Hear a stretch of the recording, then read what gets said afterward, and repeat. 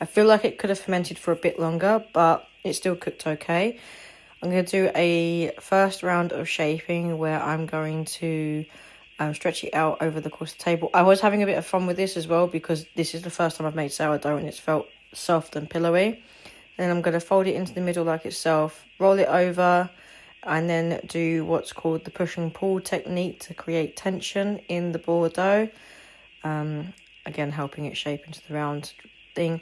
I want to try and learn how to make a square tin. I think that's going to be better for what I'm going to use the bread for. Again, I don't have a banding, so what I did is I used my daughter's clean muslin cloth. I then put a bunch of flour in the bottom of it, like you would a banding anyway. I then took my dough ball loaf and then plopped it in there. And then heavily sprinkled the top with flour as well and covered it over while I was preheating the oven.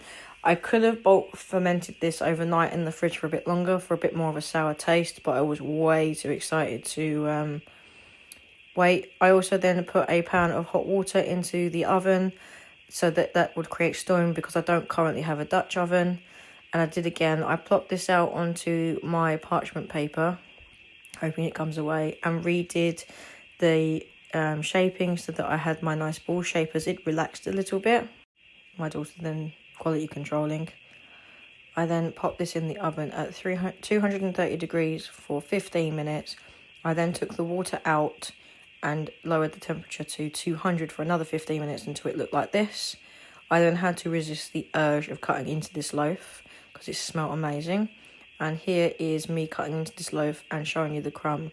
I was so excited cutting into this loaf and couldn't wait to see the crumb. I'm amazed that I managed to resist the urge and actually let it cool down for at least an hour.